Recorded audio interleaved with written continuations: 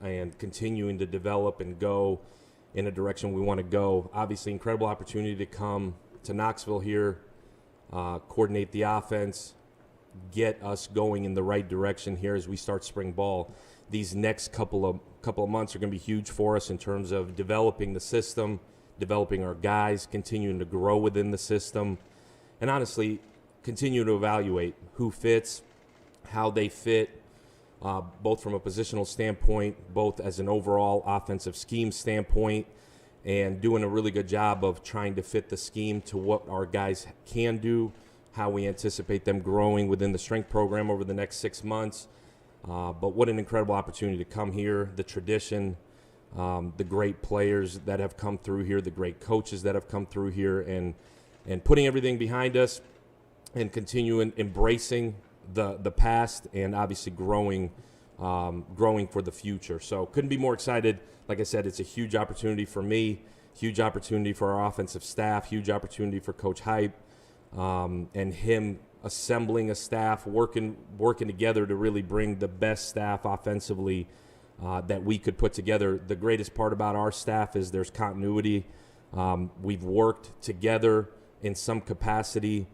Being able to bring Jerry Mack into that is going to be an incredible opportunity for us to be able to hit the ground running. We already have, but just the communication, the verbiage, how we work together, we're ahead of the ball there as far as I'm concerned offensively with the direction we're going. The continuity part of it is huge, and Coach Hype allowing us to build it that way is going to be huge. So, again, excited, fired up, can't wait. We're going to control what we can control in terms of assembling this roster to fit what we want to do, but, again, building around the roster in terms of schematically what we can do here for the next year to 2 years. So from there, I'll take questions. All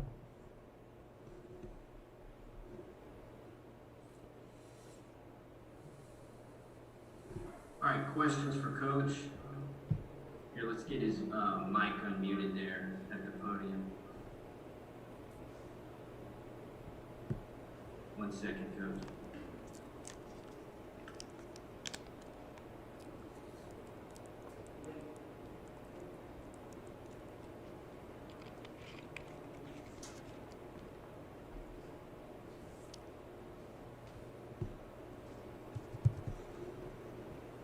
All right, reminder, please state your name and affiliation for Coach so he can get familiar with you. We'll start with David Oven, and then we'll go to David Pastor. Hey, Alex, David Oven with The Athletic.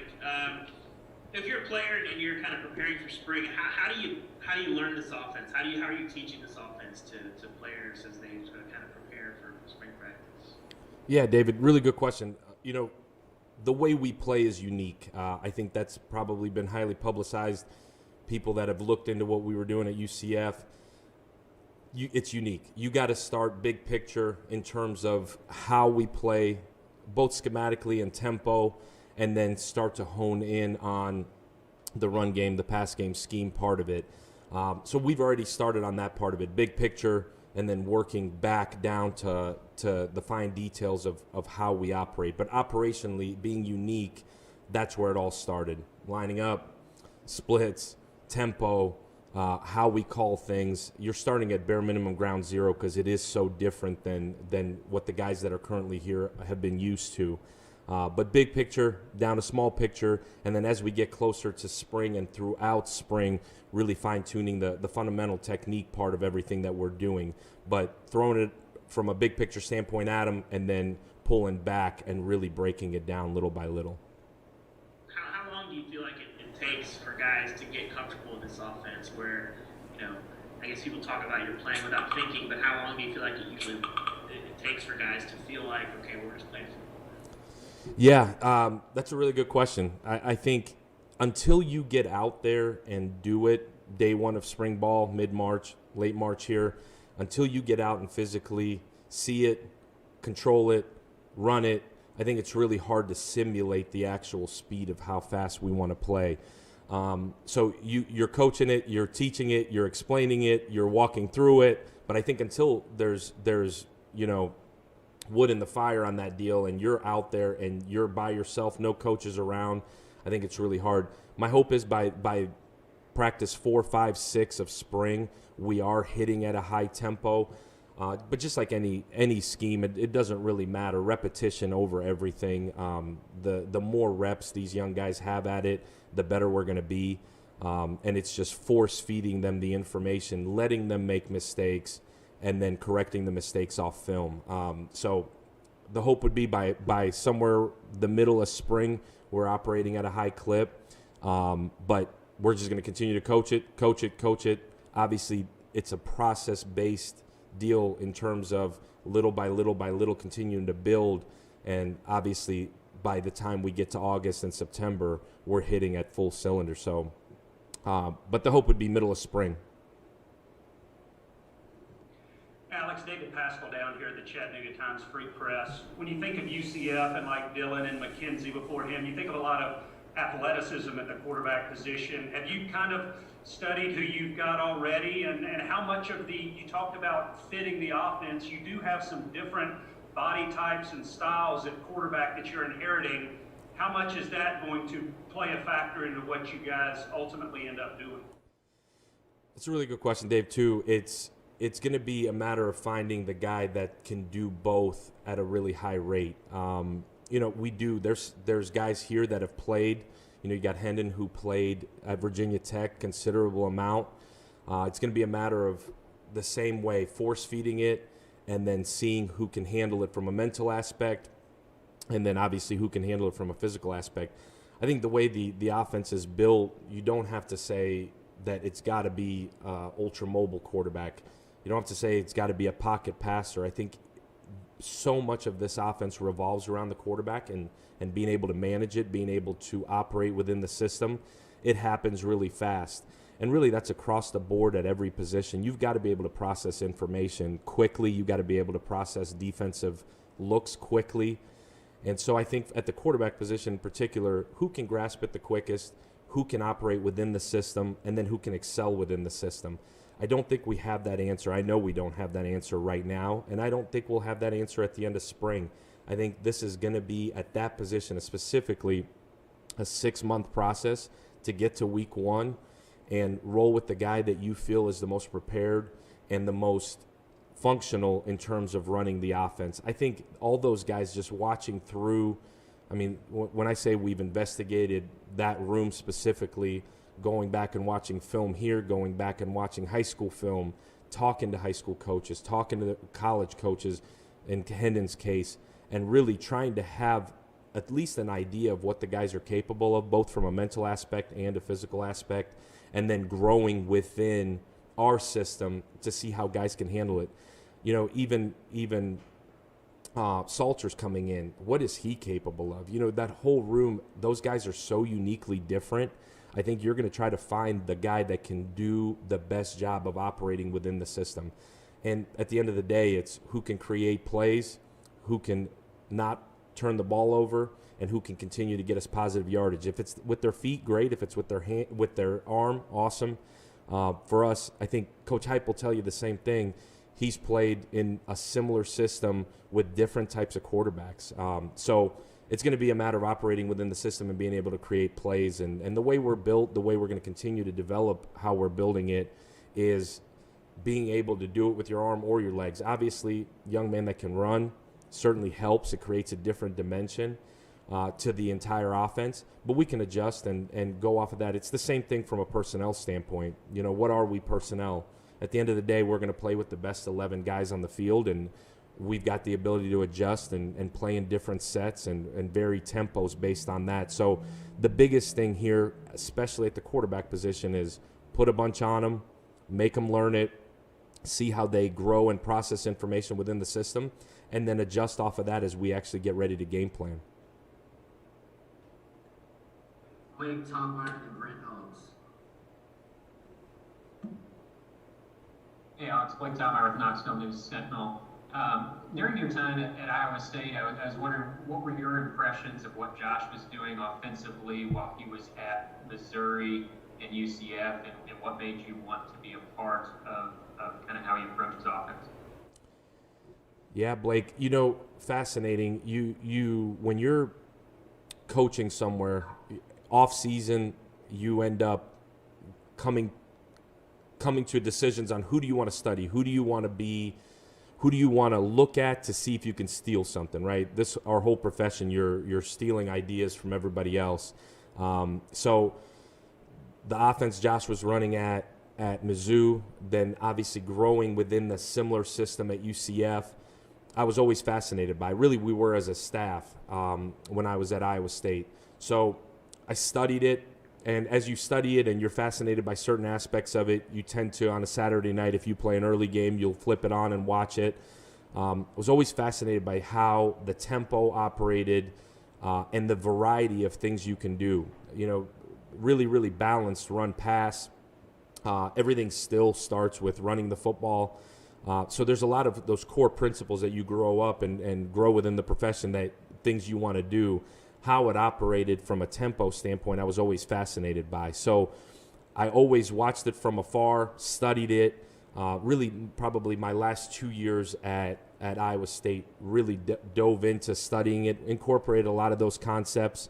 And so from afar, watching it, seeing it grow with two different quarterbacks, I was fascinated by it. So when the job came open, I was so intrigued to dive into it. I think what makes Coach Heupel so unique is he's kind of lived different lives offensively, from what he played in, from when he was a tight end coach to a quarterback coach, and then being able to coordinate it himself, and then moving on to Utah State and Missouri and then UCF, just how his process has grown into what it got to at UCF his first couple of years there. I think what's unique about Coach Hype is his humility in terms of listening to ideas, seeing ideas, and 99% of the time when I bring something up, he's done it. He's run some version of it. And I think that's what makes him so unique, is that never do you bring something up and it's the first time he's seen it or heard of it. And so his ability to adapt, his ability to take ideas, us bouncing ideas off of each other. He's a football guy. We'll sit all day and talk ball. Not the last probably 2.5 weeks here, but in a normal situation setting, he is an incredible mind to sit and bounce ideas off of, and really go round and round until you come up with what you believe is the best way to do it. And he's super supportive. I feel like I'm super supportive to him. It's a really, really good match in that regard. Brent? Coach, this is Brent Hobbs with BallQuest and Rivals.com. Simple question. Everybody plays spread. Everybody plays fast. Why does this offense work, and why has it been able to work everywhere that it's kind of been in place, as a follow-up to Blake's question? And secondly, how much faster is the install capable of doing, because you guys as a coaching staff are so familiar with you? Yeah, Brett, I think the second part of your question I hit on earlier. I didn't mean to cut you off there if I did, but I hit on it earlier. Our staff continuity, the fact that Glenn Ellerby, Joey Halsley, those two spots specifically, the quarterbacks and the offensive line, those guys having been in our system, Cody getting hired at UCF and us spending some time with him and really going through the interview process with Cody there, then obviously coming here, that part of it makes it super easy. That was a huge part of us coming together, was the ability, one, that we're all on the same page, two, that we're all in this thing together. There's no egos in that room. And so the ability to talk through it, communicate through it, study it, and then be able to teach it to our young guys is absolutely huge.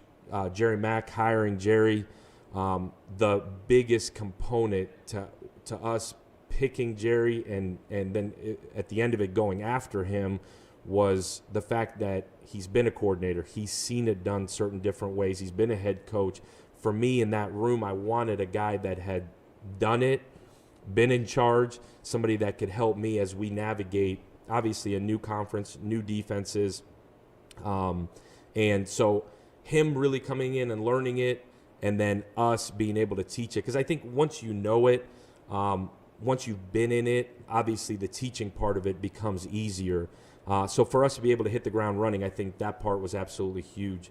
In terms of everybody running spread offenses, I guess I'm not 100% sure on everybody being the term there, but we are, however you want to classify what we do, our system allows us to play really fast. Our system of communication, our system of installation, our system of how the quarterback is taught is what allows us to play fast. So as we study other people's schemes, as we study other people in terms of how they operate, we have the flexibility to be really multiple.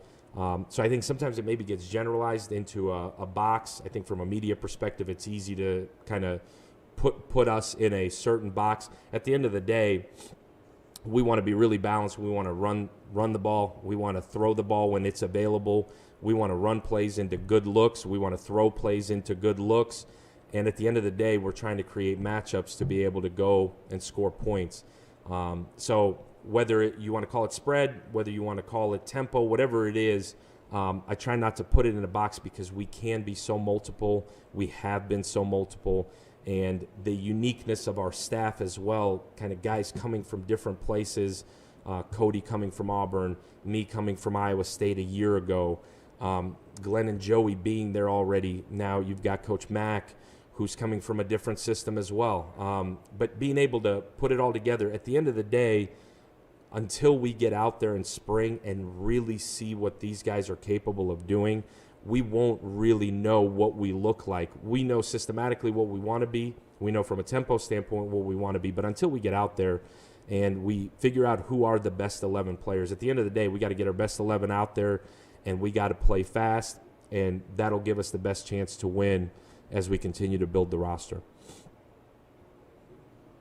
Really quickly, 2 more questions for Coach Golish, Patrick Brown, and Jordan Kramer. Hey Alex, Patrick Brown with GoBalls 24/7.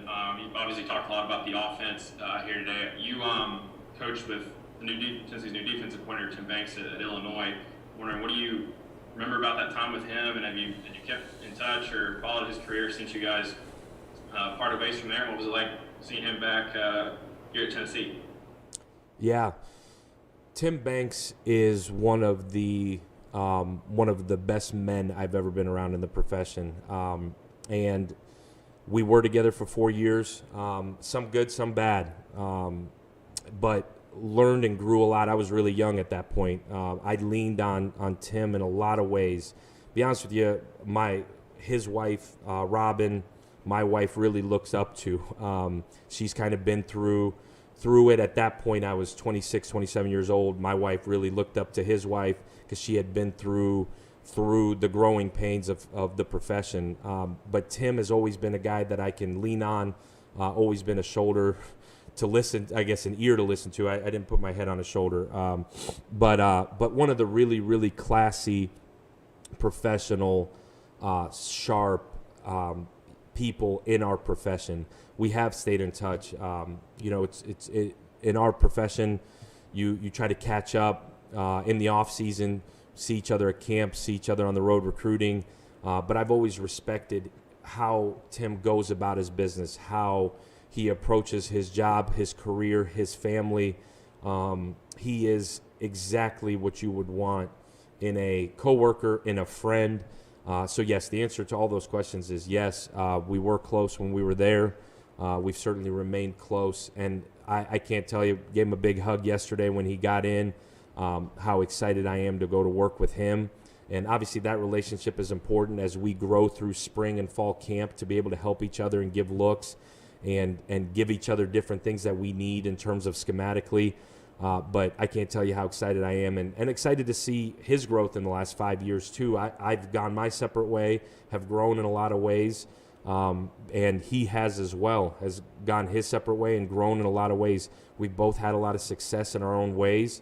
And I so fired up, couldn't be more fired up to have the man he is, the coach he is, the leader he is, leading that side of the ball. I think it's going to be a really, really good match. I think when both sides are on the same page, when both sides really are playing complementary football, I think it's huge. And our previous relationship can only be positive in a sense that we can bounce ideas off each other, but we can also play complementary football when it gets to playing football in real games and real situations. When things are hard, when things are tough and adversity hits, when you know the guys you're rolling with, makes it a lot easier. You got a lot higher chance of having success.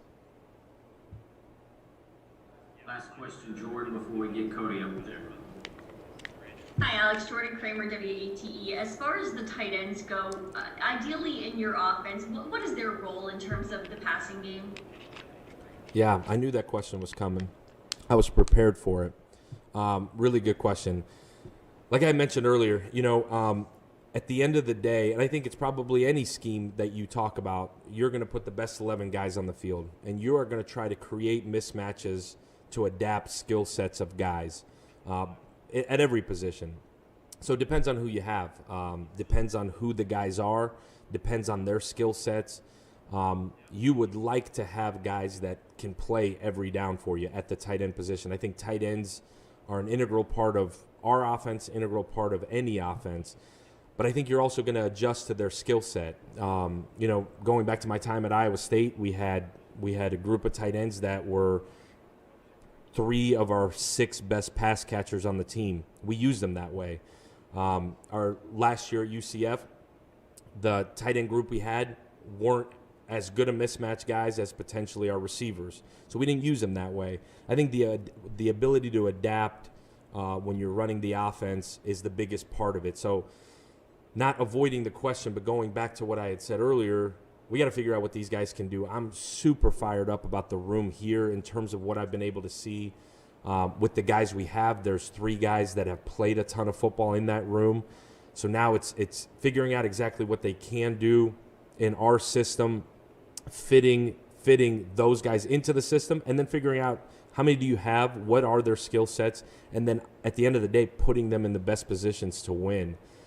So as a pass catcher, if we got a guy that can stretch the field, that can win in intermediate routes, then we would use them a ton as pass catchers. If we don't, then we wouldn't. And that's not a cliche coach talk answer.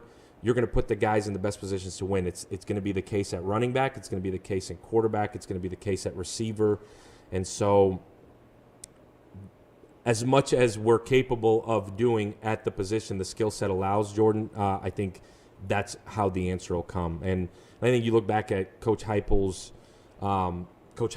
lineage with tight ends, going back to Missouri and what they had there, what they recruited, what they developed there, what he inherited at UCF, and then what I came into a year ago, and now coming in here. I think every situation was really unique at that position specifically. But at the end of the day, if you're asking what would we like, we would like guys that can be multiple, guys that can flex out, guys that can attach, guys that can play in the backfield, to give you the ability to create mismatches with size and speed on interior guys like linebackers and safeties. So, but I am really excited about this group, at least from what I've seen so far, from what the guys have done in the past, and really from what we've seen in winter workouts so far. Thank you, Coach. I appreciate it, guys. Really fired up, really excited, and look forward to meeting everybody not on a screen with boxes on it. So thank you so much. Go Vols.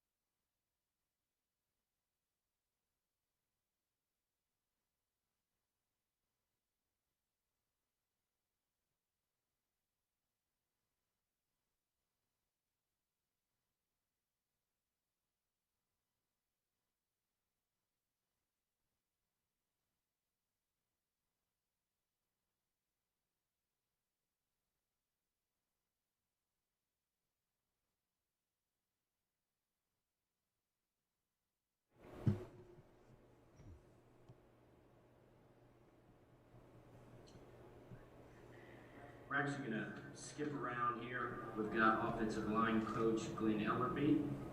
We'll take questions for Coach right away, so please hit the raise your hand option. We'll start with Jimmy Hines, then Luis Hernandez. Coach, would you just talk a little bit about what you've seen in the offensive line room so far? I think number one, what I've seen is just a bunch of guys that like being around each other.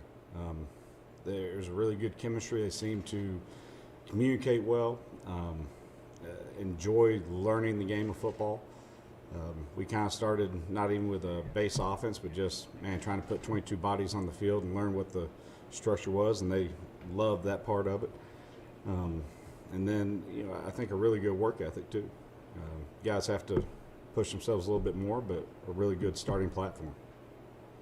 Do you want offensive linemen that are more mobile and more athletic to run your offense? I think there's always a fine combination. We have, over the years, gravitated to guys that are a little bit more athletic and mobile. We've pulled guys a lot more than we used to in the past.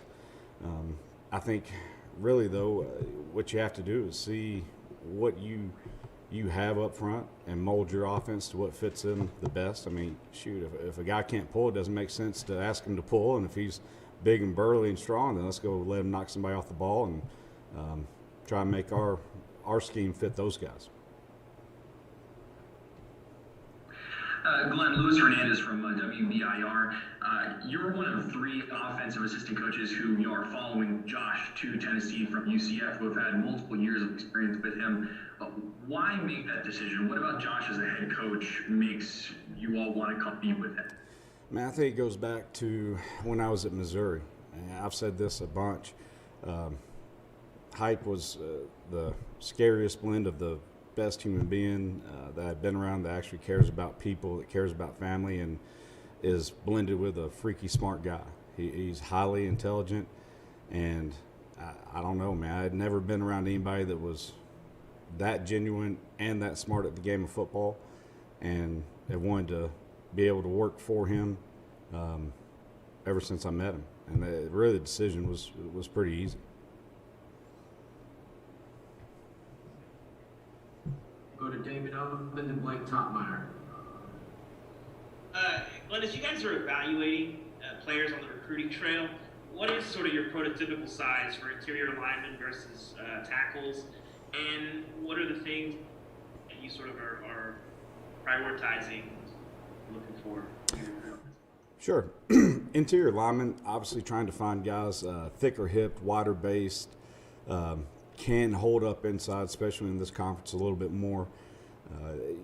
Got brought up before the athletic piece of it. Man, I think if you can be wide, long-armed, hold a 320, a 330, and athletic enough to get out in space, that's the perfect freaky combination.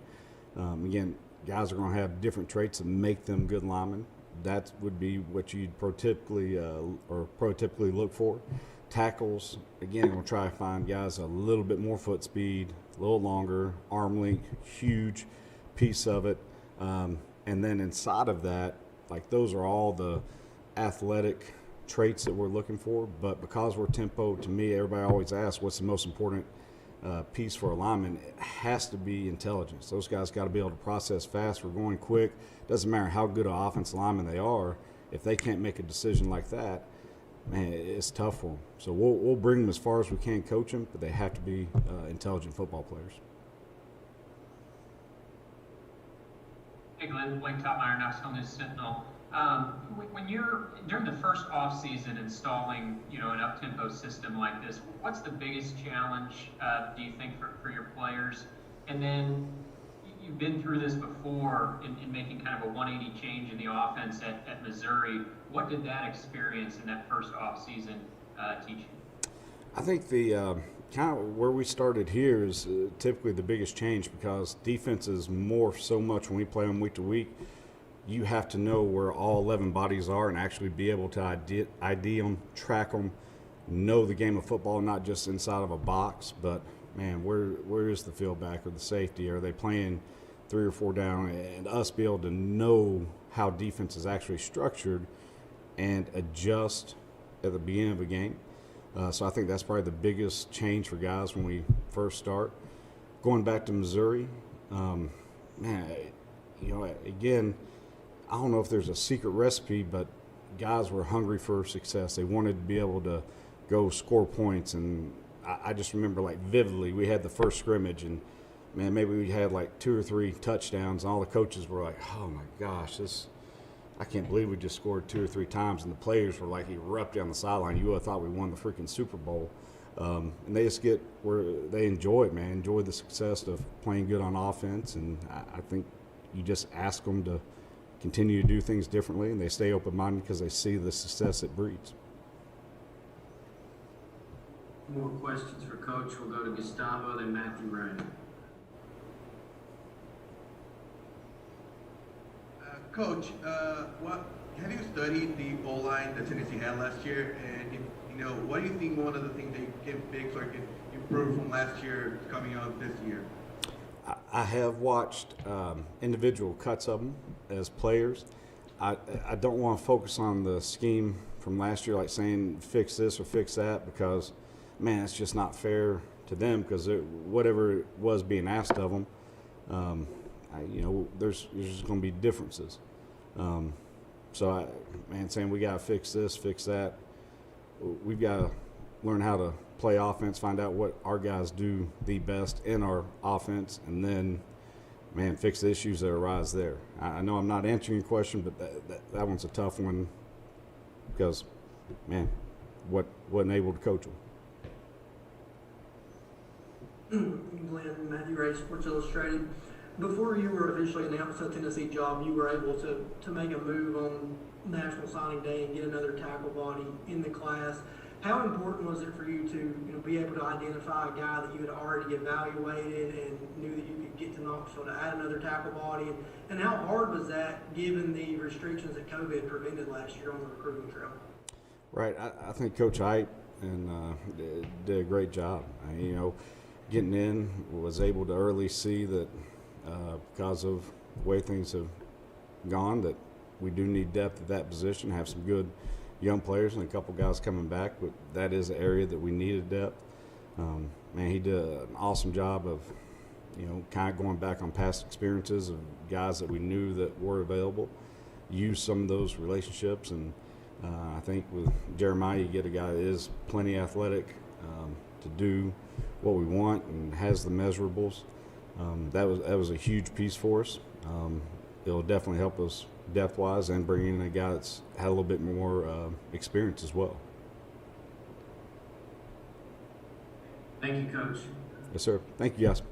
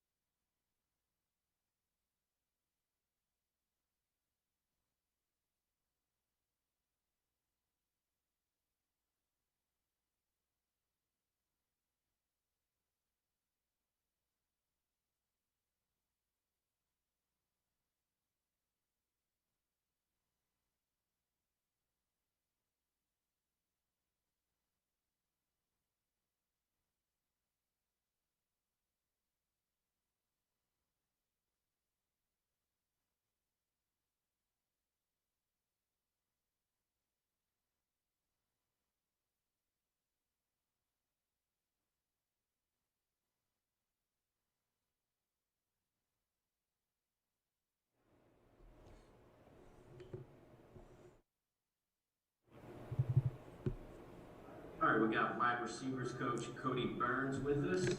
To ask a question for Cody, please hit the raise your hand function and remember to state your name and affiliation. We'll start with Jimmy Hines and then we'll go to Luis Hernandez. Cody, Jimmy Hines with the Sports Animal radio station in Knoxville. Talk a little bit about the attributes you want to see in a wide receiver: size, speed, the ability to run routes. Talk about those things in a receiver. Oh, for sure. I think the number one thing for me, evaluating a wide receiver's ball skills. I think in this league, in the SEC, you have to have the ability to make competitive catches. So I think everything starts there. How naturally does he track the ball? Can he adjust? And also, can he make catches in traffic really is where it starts to me. And then everything off of that, there's speed, there's change of direction, there's jack. So really the ability to get extra yards with the ball in your hand. So there's a lot of different things that you look for in a wideout. But I think obviously the number one thing for me is ball skills, because that's where it starts, that is catching the ball. Cody, you spent a lot of time, Luis Hernandez from WBIR, sorry. You spent a lot of time in the SEC throughout your career. I know as a coach, I think Auburn and Tennessee played each other a couple of times while you were there. What was your kind of thought from the outside looking in about Tennessee as a program, and why did you decide to come to Knoxville? Really on the outside looking in, just in a generalization of Tennessee, is amazing tradition. Obviously, you think about the national championships, the conference titles, just one of the most known and respected schools throughout the country as far as just removing myself from football, looking at Tennessee. But obviously the last couple of years or so, Tennessee hasn't been to that standard that we feel like we can hopefully get to. And that's what we're trying to do, is build that culture back of Tennessee being a top-tier program, which it is. That's the way that Tennessee is viewed. And now we just have to put that product out there on the field and continue to get better each and every day.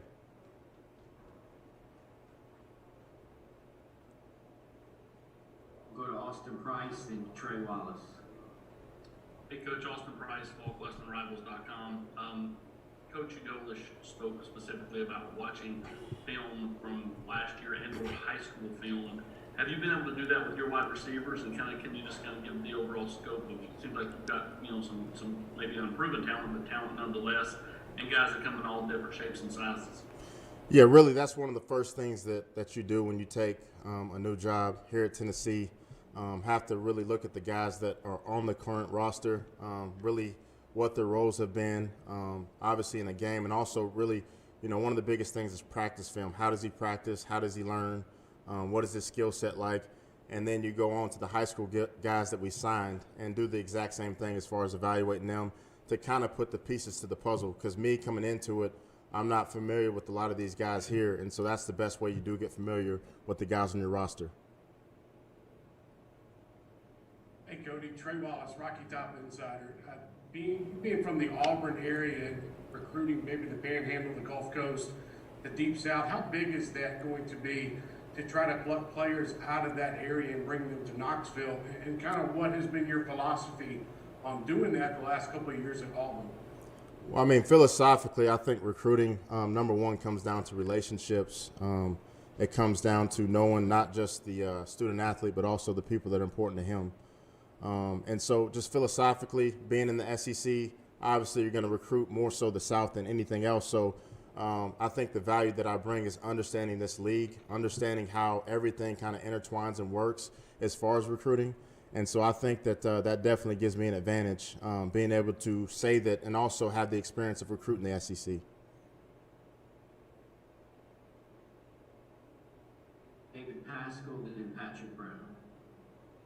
Cody, David Pascal from down here at the Chattanooga Times Free Press. Just kind of wondering what these past few weeks have been like for you. How much shock was there with the Auburn situation, given that that was a staff that was like 68-35 and had the success against Alabama? How much shock was there, and how long did that take to get over, and how happy are you to land at, like you said, another school with a lot of tradition?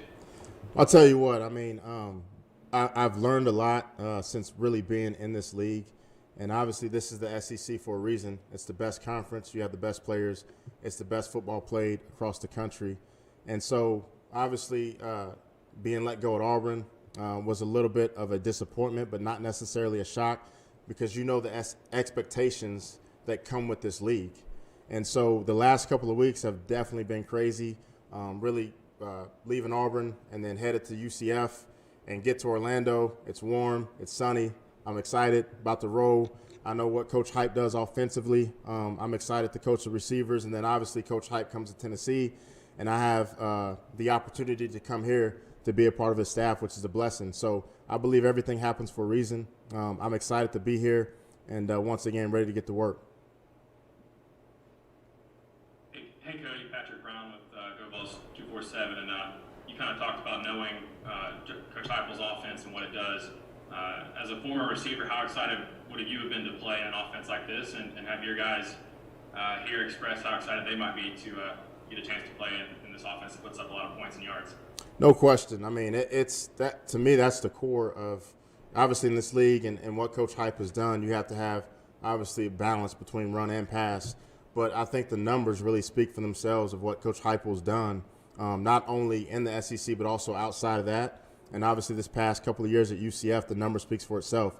So if I'm a wideout, I'm excited about the future here at Tennessee and really what we're going to do offensively, throwing the ball. And it's more so the philosophy of getting the ball on the perimeter to your playmakers and letting those guys play. And like I said, once again, the numbers really speaks for itself. So that kind of recruits itself, and I think that's going to help us getting some big-time wide receivers in the future. Go to David Oven and Brent Hobbs. Hey, Cody, David Oven with The Athletic. What have been your impressions of the receiver room that you inherited? So when I first kind of just looked at the numbers, the first impression is very inexperienced. Lost a couple of guys the last few years that were very productive. We're going to be young, very inexperienced once again for this league, but there's also potential. So we have to just continue to grow, develop these guys into what we want them to be for our team, for our offense. And so it's going to be a challenge, and I'm excited about that challenge to truly develop these guys and get those guys to playing at a high level to what we think that we need to win. Cody, Brent Hobbs with VolQuest.com and Rivals.com. How would you describe your coaching style, one, and two, how easy is this offense to teach? I would explain my coaching style as very relatable. I think that, number one, I'm young enough to where I'm not too far removed to really have a true relationship with my players. I think that's where everything starts. And then also, I'm not too far removed to where I just got done playing to where I understand what these guys are seeing. And I really try to approach the game as if I'm a quarterback, as if my wide receivers are quarterbacks, because in my opinion, that's the hardest position to play as quarterback. And so really for me, if you understand the game as a quarterback, it's going to make you a better wideout. And so that's really the way that I approach as far as coaching my wideouts. We'll finish with Blake, and then we'll get Coach Halsley up there. Yeah, Cody, as someone who's coached against Tennessee, as recently as this past year, I mean, what was kind of the outside evaluation of this program? What as you looked at Tennessee from the other side of the fence, what was holding Tennessee back, and how do you go about fixing that? I mean, I can't necessarily control what was going on at Tennessee beforehand. I do know that when I was growing up, obviously in the mid to late 90s, early 2000s, as a kid that was in elementary school, junior high, high school, you saw really Tennessee as a powerhouse, that Power T, the brand that comes with Tennessee. And I think it's still that same way. The brand of Tennessee, the tradition of Tennessee carries weight. And now all we have to do is get to playing that type of football again to where people really get excited about Tennessee football. But on the outside looking in, Tennessee's always been one of the top, if not the top program around. And so that's the thought process that I think about Tennessee and the light that I think about Tennessee being in. Thank you, Coach.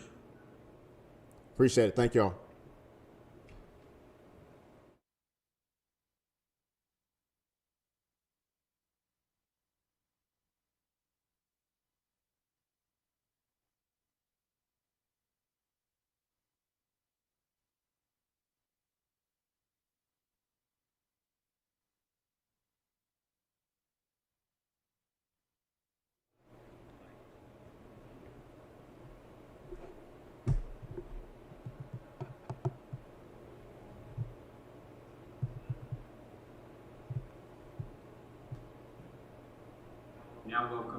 quarterbacks coach Joey Halsley to ask questions for Coach. Please raise your hand. We'll start with Jimmy Hines, and then we will go to David Pascal. Coach Jimmy Hines with Sports Radio in Knoxville. How would you rank these traits in a quarterback? Accuracy, mobility, intelligence. Well, I think the main thing, you say intelligence, a lot of people throw that around with the quarterback. For me, it's less about a GPA or a test score, or more about how quickly can they process what they're seeing and make decisions. So if that factors into intelligence, that is the absolute key for a quarterback. Can I see what I'm getting from a defense? Do I know what I'm supposed to do? Can I process that and make my decision? After that, it is accuracy, because if I know where I'm supposed to go with the ball and I can't get it there, it doesn't do much for me. So accuracy is huge, and that stems from your feet all the way up to your head. Do I get my feet in position with my hips, with my shoulders, with my eyes, so I can see everything, drive the football, make an accurate throw? And then the mobility is big, especially in this league. There's guys that can get after the quarterback here. We've all seen it.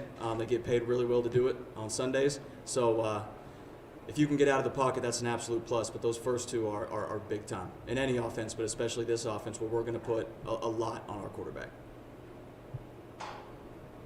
Joey, David Pascal down here at the Chattanooga Times Free Press. It says in your bio that you went into the private sector in 2017 and 18. Can you talk about what you did those 2 years? And I know Dabo Sweeney did the same thing early in his career. I was just kind of wondering, when you leave football, do you always have it in the back of your mind that, yeah, I want to get back in it? Yeah, there were some things in my personal life I had to handle. Respectfully, right now, I won't dive into all that. But the whole time I was out, I knew I wanted to get right back in. Came in, Coach Heupel brought me right back to UCF, hit the ground running, and never looked back. It's, we're a football family. That's what we do. We love it, and we're excited to be here. Gustavo, then Luis Hernandez. Gustavo Tomazelli, WGK Volunteer Radio 90.3 The Rock. Coach, have you watched any film with the quarterbacks available at Tennessee? And if Harrison Bailey was the starter last year, what are your thoughts about him? Yeah, I've watched all the quarterbacks that are on campus right now. All their throws from the past 2 years. We have a bunch of talent here. There's guys that can rip it all over the field. There's guys that have played a lot of football, which is a good thing. There's not a solidified starter at this point. I've told all the guys that. They all know that. But I'm excited to develop this young talent that we have here and see if we can't make it as good as it can possibly be. Joey, Luis Hernandez, WBIR in Knoxville. You're someone who, it seems like you've followed Josh just about every single stop he's made. What has your relationship been like with him? And during that time, how have you seen his offensive scheme evolve? Mm-hmm. Yeah, I played for Coach Hype at Oklahoma. Then I worked with him there, and we've been together the whole rest of the way. You're absolutely right. He's grown so much in his offense, and that's what I love about working for Coach Hype, is he's not dug into, I'm going to do this, whatever the talent is, whatever we have, whoever the players are, we're doing this, and they're going to fit it. He molds his scheme, he molds what he has to fit his players, and that's a testament to him. Now, we have our base stuff that we love and we're going to do, but he does a really good job of designing plays, designing an offense, designing a strategy to fit who is our guy, who are our wideouts, who is our back, what is our O-line, and then let's make them as good as they can be and put them in the best possible position to be successful, because that is our job. We teach, that's what we do, but our job is to make sure those guys can go out on Saturdays and be successful.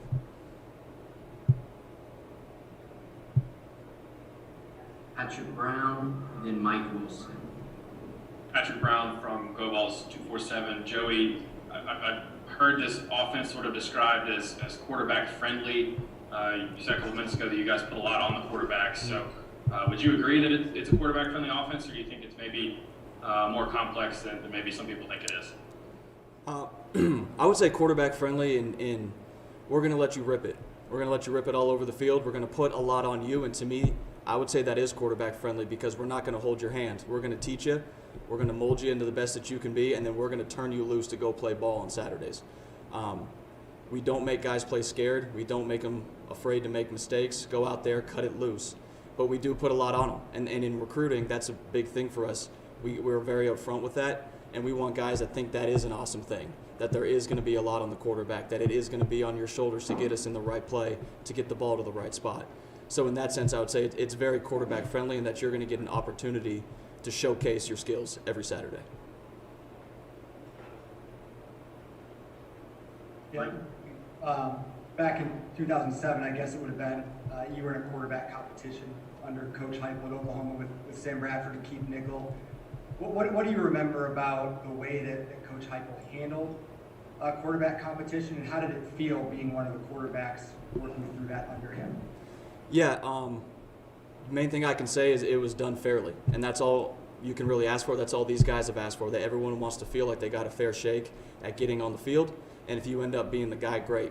And all through spring, that's what it was. All through fall camp, that's what it was, and then they made their decision after that. We will handle it the exact same way here. Everyone's going to get a shot. We don't come in with preconceived notions. We've seen them play. You know, we've seen what we've seen, and then we're going to make a decision moving forward. But everyone's going to get an absolute fair shot to go be the guy on Saturdays. David Oven and then Dan Harrelson. Yeah, Joe, when you guys are, David Oven with The Athletic, when you guys are teaching the offense, how do you do that to quarterbacks? I mean, is it in a book? Is it in an app? Is it whiteboard? What is that? If you're a quarterback trying to understand this offense, like functionally, how do you learn?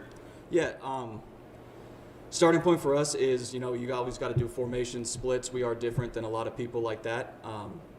Then you got to teach the individual routes that we're working, so we have a frame of reference when we're speaking to each other. You know what I'm saying. I know that you understand what I'm saying. And then how everything groups together protectionally to your run game. What are my run game rules? What are my protection rules? And you just build from the very beginning of splits, formations, individual routes, and then how does it all group into the full scheme of the offense? And then most importantly, how does the defensive structure fit into that? We're not just going out there blind and chucking it and hoping it works. We're going to have a reason for why we're doing everything that we're doing. So it starts with us, and then we work in how does the defense affect it, what's our response, and we move forward from there.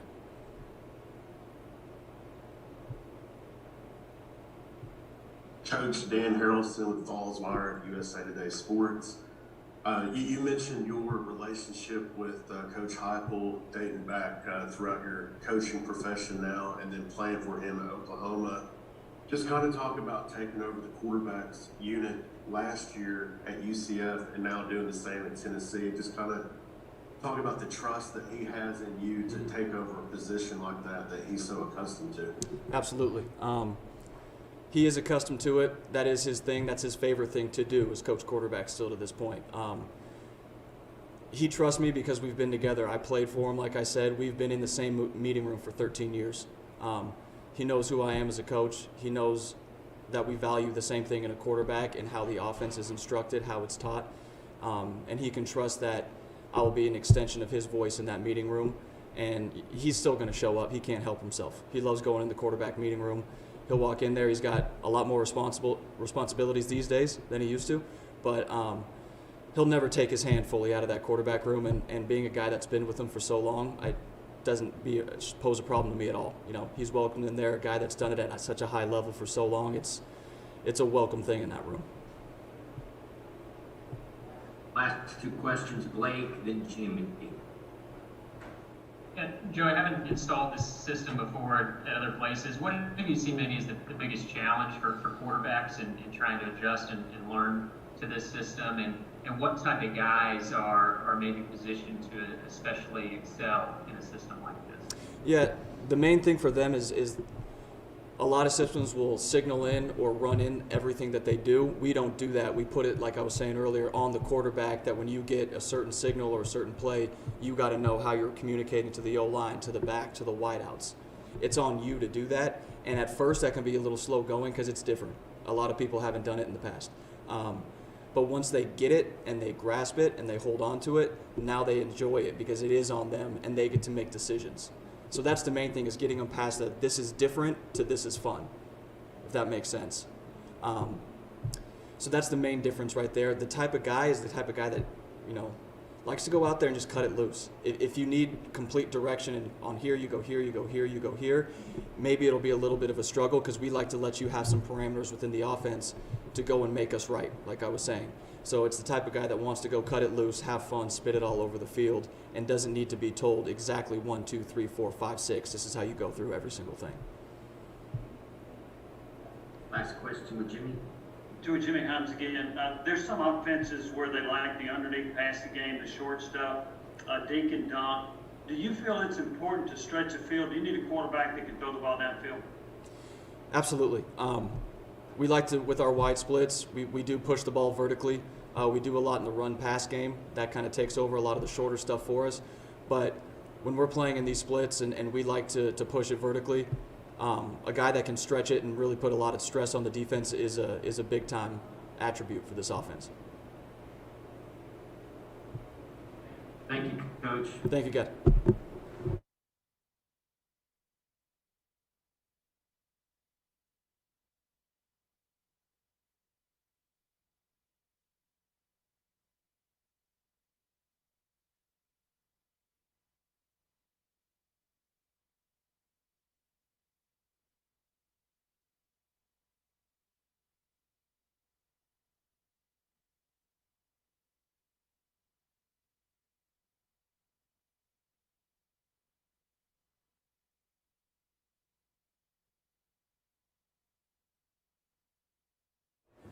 Where am I looking at?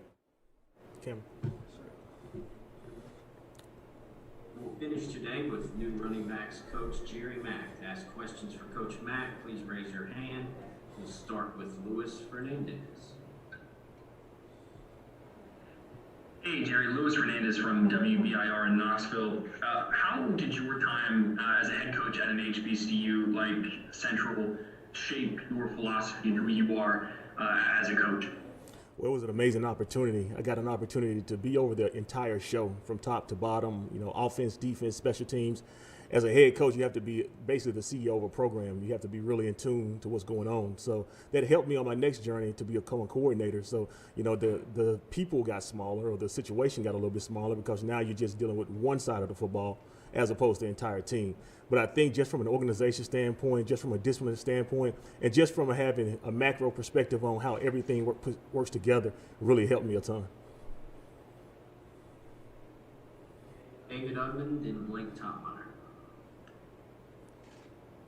Yeah, what made you want to leave a head coaching job and go into a coordinator spot? And can you kind of walk us through that decision and kind of how that leads to right now?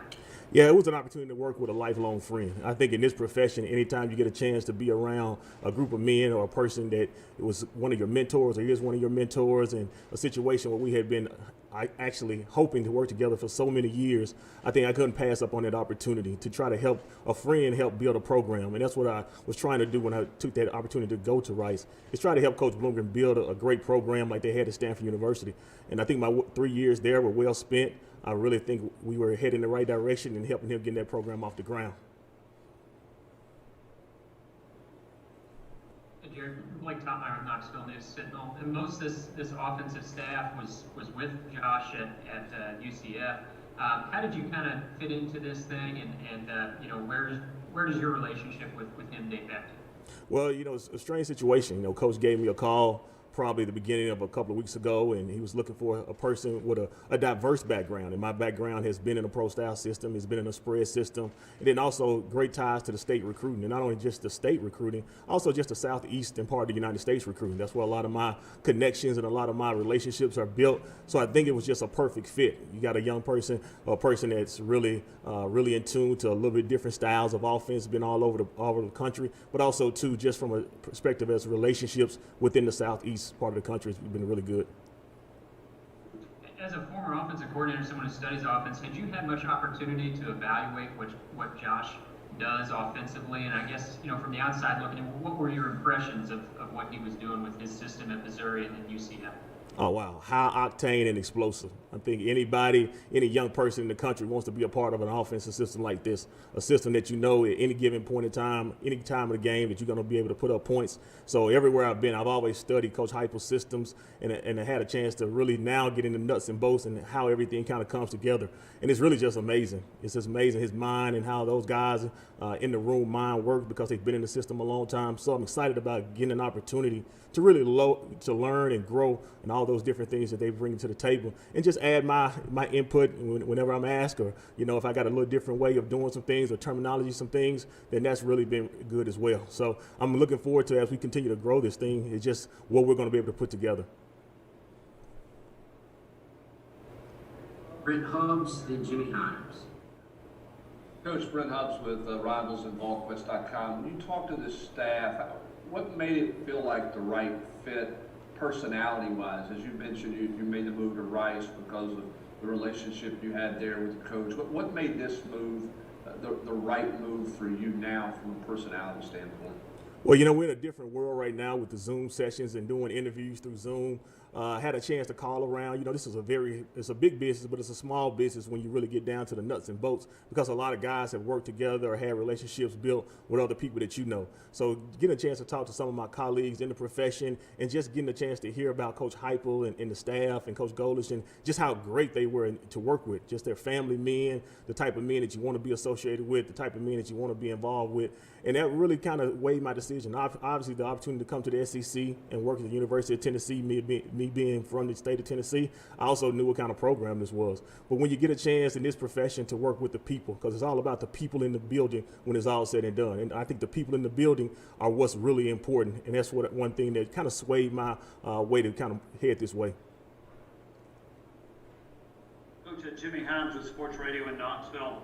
Running backs come in all different shapes, sizes, speed, power back, and so forth. What are you looking for in a running back?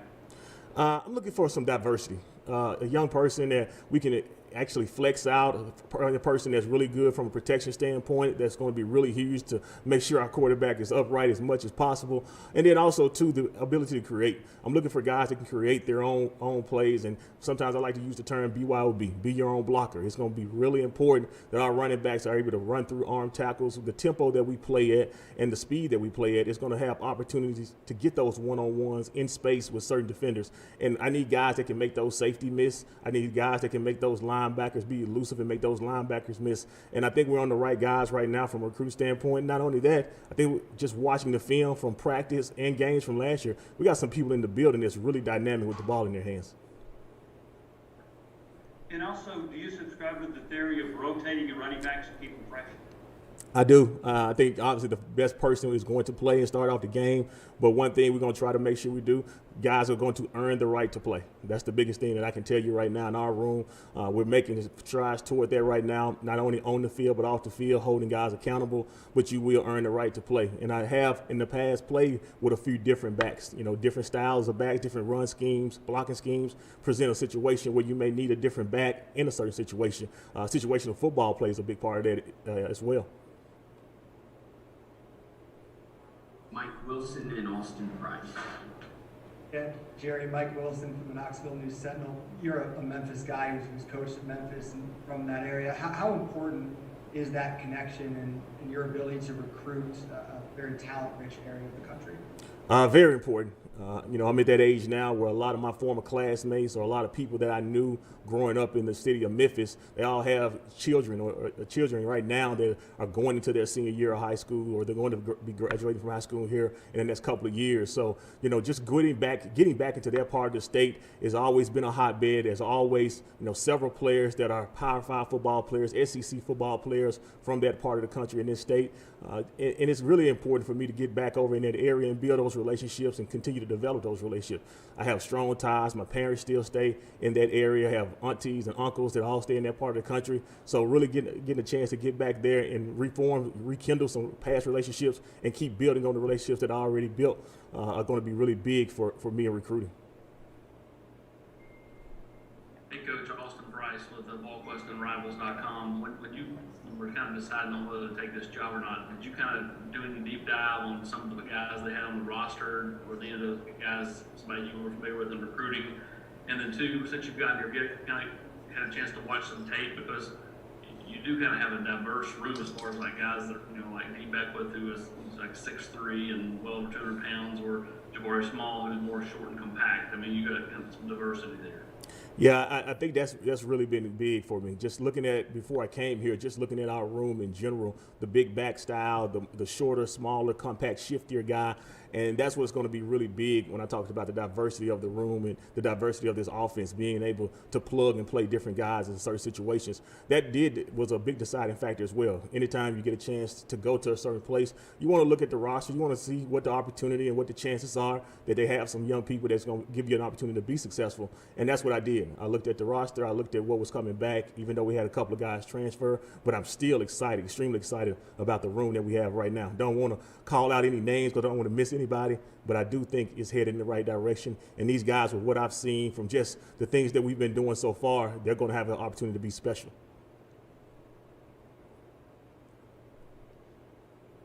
All right, thanks, Coach, for joining us. No problem. Thank you, guys.